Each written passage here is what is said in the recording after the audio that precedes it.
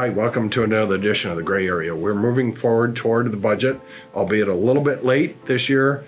It shouldn't be as late as past years. So the economics are pretty much there as far as we know, but there are language items that are holding things up. So let's talk about those. So bans, there's two different bans that are in play. A mask ban, which the governor wants a ban on masks, and the legislature does not. Why are we talking about a ban on masks? Is because they're being used nefarious reasons, criminal activities, and that people are disguising themselves using a mask. So the legislature continues to be soft on crime and does not want to put anything at risk of criminalizing anything. So they are opposed to the mask ban when the governor wants it. So the cell phone ban, governor wants a bell-to-bell ban on cell phones in schools. There is other ideas in terms of more local control. Let school districts decide how to do it. Certainly, it should be, banned for instructional time. So we'll see how that all sorts out. I'm a person that believes that local school districts should have some parameters to go by and should be able to implement them because they have to enforce them. So involuntary commitment. The governor wants expanded responsibility for who can commit people involuntarily into mental health beds.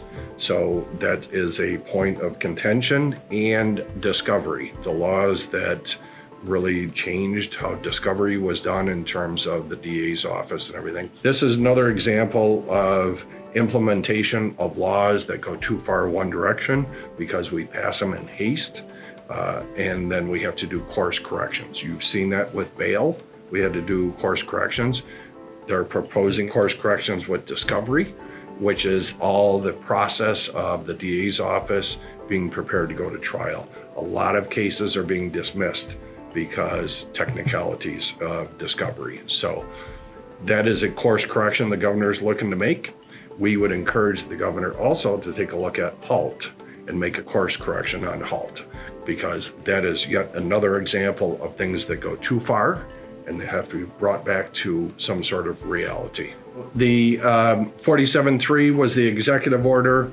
As you know, last week, myself and Senator Steck did a concurrent resolution to repeal 47.3. That is the prohibition from any corrections officers that were terminated in this work stoppage issue to the 2,000 corrections officers from seeking employment, not only with state agencies, but a broad reach. Suspended civil service laws, so any civil service tested position was prohibited from being occupied by a fired corrections officer. It suspended municipal home rule, local laws, resolutions, ordinances, anything that would apply to hiring a correction officer on the local level, not the state level, but the local level, was prohibited in 47.3. It was an overreach. We proposed a concurrent resolution. We had multiple counties that were lining up to litigate it, and the governor has wisely going to let it sunset on April 9th. So April 10th forward, local governments can begin hiring some of the corrections officers that were terminated in that process. So lastly, we'll just talk about a little bit about the EPR, which is the Extended Producer's Responsibility Act. That is, as everybody knows, that's a repackaging that's being proposed, plastics reduction. Again, some of the intents of this legislation is well conceived, although the language of the bill is onerous. There is 4 or 5 states that are proposed EPR, similar EPR bans. California actually put it on pause. Why? Because it was too costly to the consumer. This is projected to add hundreds of dollars to your grocery bills. In a legislative session where we're talking about making things more affordable for New Yorkers, this is yet again an assault on your wallet. This is opposed by over 100 major employers in New York State. Many of whom are in the food industry and other industries as well. So it is onerous, it is excessive, very costly to these corporations. There's not even the processes in place to establish the change in the packaging. So this goes all the way down to the type of tape that can be used. We'll continue to look at it. It is a 30% reduction. It was 50. It's a 30% reduction, 12 years.